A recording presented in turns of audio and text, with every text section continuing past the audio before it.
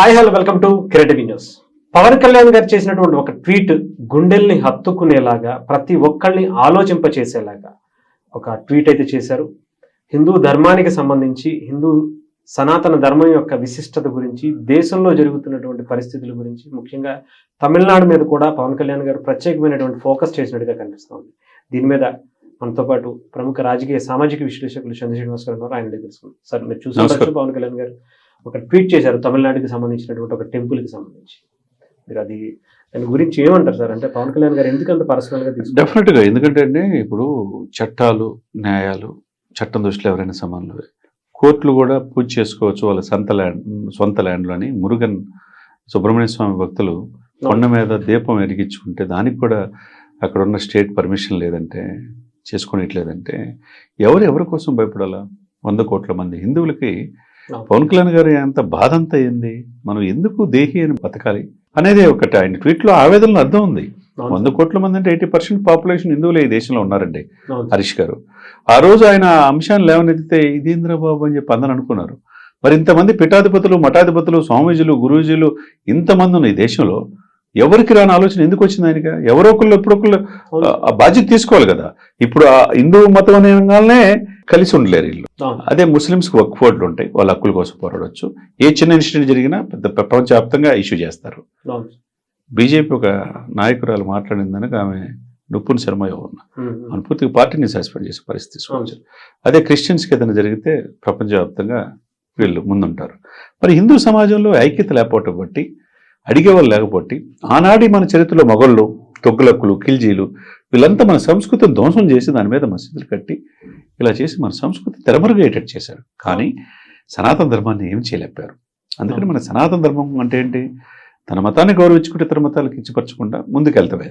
మన సనాతన ధర్మ పరిరక్షణ బోర్డు ఏర్పాటు చేయాలని ఆవేదన ఇప్పుడు అందరికీ అర్థమవుతుంది. అర్థం కాని వాళ్ళకి కూడా అర్థమవుతుంది. ఆయన ట్వీట్లో చూసిన అంశం చూస్తానండి, చివరి లైన్స్ నాకు, ఎందుకంటే చరిత్ర చదువుకోవాలని చెప్తారు. కాశ్మీర్ నుంచి కన్యాకుమారి వరకు, తర్వాత కామాఖ్య నుంచి ద్వారకా వరకు హిందువులందరూ ప్రతి ఒక్కరు గుండెల మీద చేసుకుని ఆలోచించుకోవాల్సిన సమయం. రేపు ఫ్యూచర్లో ఏమవుద్దో ఆలోచించుకోండి. మన నేల మీద, మన గడ్డ మీద మనం జీవించే పరిస్థితి పోతే మీరేంటి అంటే బతికినా చచ్చినట్టే అని చెప్పి అర్థం. అంతే కదా. ఆ ఆవేదనలో ఆయన ట్వీట్లో నుంచి కొన్ని వందల సంవత్సరాల నుంచి పాటించే ఆ రోజుల్లో మనం తుగ్లక్కుల్ని ఇది చేసేసి మనం ధ్వంసం చేశారు మన చరిత్రలో. ఆ తర్వాత మొఘళ్ళు ఏం చేశారు? హరిహర వీరమల్లో సినిమాలు చూపించారు.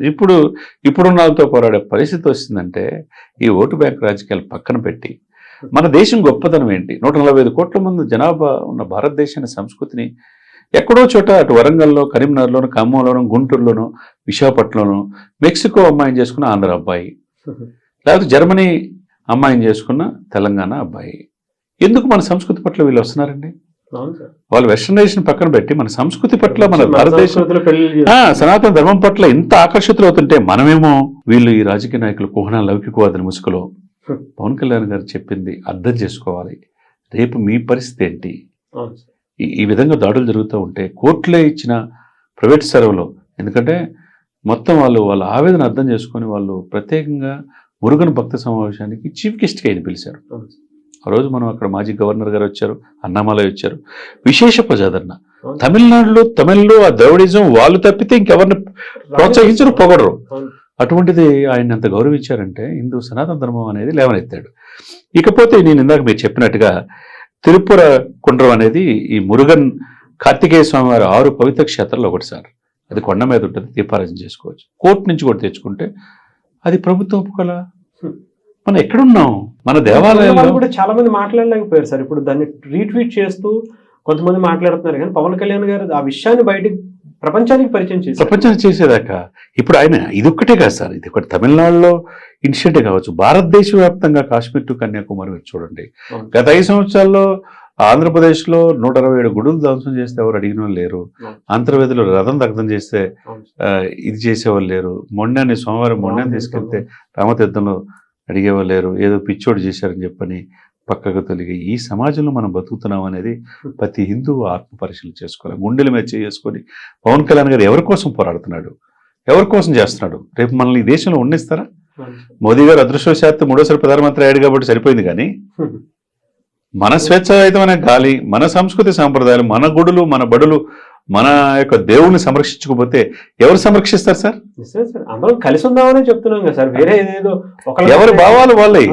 ఇప్పుడు గౌరవించుకుందాం, హ్యాపీగా ఉందాం అని చెప్తున్నాడు. నిన్న ఎందుకు వాళ్ళని పిలిచారు? ఉడిపి క్షేత్రానికి ఆయన ఎందుకు పిలిచి అభినవ కృష్ణదేవరాయలు బిరుదు ఇచ్చారండి? ఈ దేశంలో ఎవరు లేరు, ఆయనకి ఎందుకు ఇచ్చారు? ఒక కాజ్ కోసం పోరాడుతున్నాడు. ఆనాటి కృష్ణదేవరాయలు ఎంత గొప్పతనం చేస్తున్నాడు. మన సంస్కృతి సంప్రదాయాలు, చాలా మందికి ఇచ్చే మన సంస్కృతిని కాపాడటానికి ఈ రోజు పవన్ కళ్యాణ్ గారు చేస్తున్నారని సత్కరించారు. కాబట్టి ఆయన ట్వీట్ చేసిన దాంట్లో పురాతన సాంప్రదాయాలు, మన సంస్కృతి, మన నేల, మన హిందూయిజం, మన సనాతన ధర్మం గురించి ప్రతి లైన్లో ఆయన రాజ్యాంగం అందరికీ ఇచ్చింది హక్కు. 2 సంవత్సరాల 11 నెలల 18 రోజులు హరీష్ గారు చాలా కులంకుషంగా అంబేద్కర్ గారు రాశారు. ఫలాలు కింద స్థాయిలో అందాలన్నారు. ఎవరి మనోభావాలు దెబ్బతినకుండా ఆర్టికల్ 21, ఆర్టికల్ 14, ఆర్టికల్ 17 ఏం చెప్తుంది? ఇతరుల మనోభావాలు తినకుండా మీరు ఏదైనా మాట్లాడొచ్చు, ఇతరుల మనోభావాలు దెబ్బతినకుండా మాట్లాడాలి. అది ఈయన సారాంశం. భారతదేశంలో హిందువుల పరిస్థితి రాబోయే రోజుల్లో ఏంటి? ఒక్కసారిగా మేల్కోనండి. పోరాడితే పోయేదేం లేదు, బానిస సంఖ్యలు తప్పితే అన్నట్టుగా ఇట్లా తమిళనాడులో ఏర్పాటు ఉద్యమాల ద్వారా ఈ విధంగా హిందూ మతం జోలికి వచ్చి ఆయన ముఖ్యమంత్రి మా కుమారుడు వైరస్తో పోల్చారు, కరోనా వైరస్తో పోల్చారు. ఇకపోతే ఒక్కసారి ఆలోచించుకొని మన పండుగలు చేసుకోవాలన్నా, మన బిడ్డలతో హ్యాపీగా ఉండాలన్నా, ఈ దేశంలో బతకాలన్నా మన హిందూ సనాతన సంప్రదాయాన్ని కాపాడుకోవాలి. రేపు మీ జోలికి వస్తే అర్థమైపోయింది. కాశ్మీర్ టు కన్యాకుమారి, మళ్ళా ఇంకోసారి చెప్పాడు, కామాఖ్య నుంచి ద్వారకా వరకు. ఒక్కసారి ఆత్మపరిశీలన చేసుకోండి, మేలుకోనండి.